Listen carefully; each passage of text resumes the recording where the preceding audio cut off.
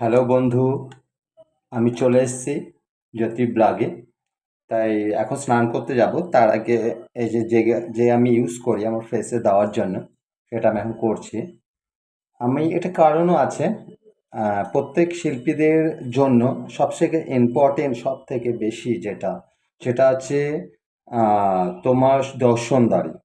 দর্শনদারি যদি সুন্দর না হয়, তোমার চান্স পেতে খুবই কষ্টকর। আর বিশেষ করে ডান্স লাইনে সৌন্দর্যটা আগে দেখে। মানে ট্যালেন্ট তো অতি অবশ্যই থাকতে হবে, বাট সৌন্দর্য, অ্যাক্টিভ, তোমার বডি কতটুকু সুন্দর আছে, তুমি দেখতে কতটা সুন্দর, এইগুলো বিবেচনাটা আগে হয়। তাই আমি সবাইকেই বলবো, যতটুকু পারো তোমরা নিজেকে যত্ন করবে, যারা ডান্স লাইনে আছো। আর নিজের শরীরের প্রতিও যত্ন রাখবে। আর দেখতে সুন্দর, দেখো ভগবান সবাইকে দেখতে সুন্দর করে পাঠায় না। যেমন আমি অনেক জায়গায় রিজেক্ট হয়েছি বা অপমানিত হয়েছি, যেহেতু আমি দেখতে ভালো না। তাই যাই হোক, তখন হয়তো খারাপ লেগেছিল, সেই জায়গাটা আমি কভার করে এসেছি। এখন আমার কোনো যায় আসে না, কেন এগুলো আমার দান না, এটা ভগবান আমাকে এরকমভাবেই করে পাঠিয়েছে। তা যাই হোক, আমার ব্যাপারটা পরে বলা হবে। তাই আমি সবাইকেই বলছি, যারা ডান্স লাইনে আছো, তোমরা নিজেকে যতটা পারবে পরিষ্কার পরিচ্ছন্নতা বজায় রাখবে, হেলথ মেনটেন করবে। আর অতি অবশ্যই ফেস কাটিং, যতটা পারো নিজেকে সুন্দর রাখার চেষ্টা করো। তাই এই জন্য এইটাই কারণ হচ্ছে, যাতে আমার মতো আবার অপমানিত হতে না হয় বা রিজেক্ট তোমাকে হতে না হয়। তাই আজকে আমি স্নান করে নিই, আবার কিছু কথা হবে এখানে। হ্যালো গাইস, আমার বন্ধুরা সবাইকে জানাই হ্যাপি ডে। এই জাস্ট আজকে টিভি অন করলাম এখন। আর প্রথমেই বলেছিলাম যে যখনই টিভি চালু করি না কেন, মানে ভালো খবর পাওয়া যায় না। সব সময় দেখছি কোথাও না কিছু লেগে রয়েছে। সব জায়গায় অশান্তি। দেখুন, এটা বাংলাদেশের খবর। ভালো লাগে এরকম। আমি সত্যি কথা বলতে, আমি এইসব বাংলাদেশিদেরকে, মানে আমি কিছু বলার নেই।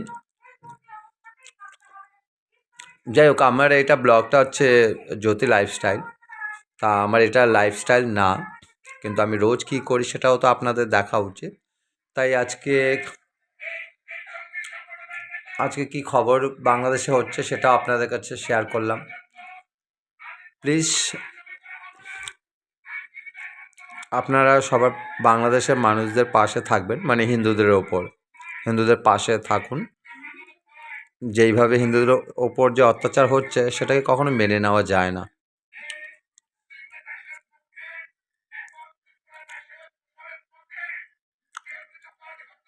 ব্যাক আসছে না কেন বাবা? হ্যালো গাইস,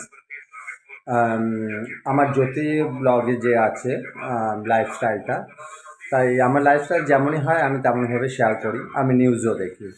তাই নিউজে আমি যত দিন যাচ্ছে আমি বাংলাদেশের অবস্থা দেখছি, এটা আমি কখনো মেনে নিতে পারছি না।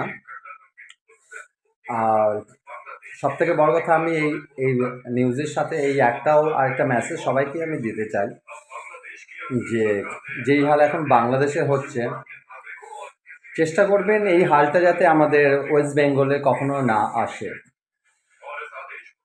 দায়িত্ব আমাদের প্রত্যেকটা আমাদের মতো সাধারণ মানুষের। আশা করি বুঝতে পেরেছেন।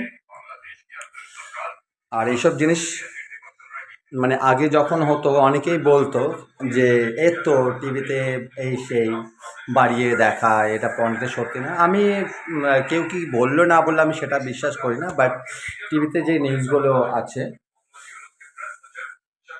তা কতটা বাড়িয়ে বলে, কতটা সত্য, সেটা তো সবাই যাচাই করবে। যার দেখানো দেখাবে, আমরা যা ভাবার বা যার বোঝার আমরা বুঝবো, এটাই স্বাভাবিক। তা যাই হোক, আজকে মুডটা খুব অফ রয়েছে, খুবই অফ রয়েছে। কারণ দুপুরবেলাও একই নিউজ আমি দেখছি, হিন্দুদের উপর অত্যাচার হচ্ছে, আজকেও তাই। যাই হোক, আমি এখন ডিনার করব, তারপর আমি শুয়ে পড়ব। তাই আজকে ব্লগটা আমি এখানেই শেষ করছি। যাই হোক, কি বলবো, মানে ভাষা খুঁজে পাচ্ছি না বাংলাদেশের নিউজ দেখার পর। শুধু মনে রাখবেন, গুড নাইট। সবাইকে বলছি গুড নাইট, টাটা।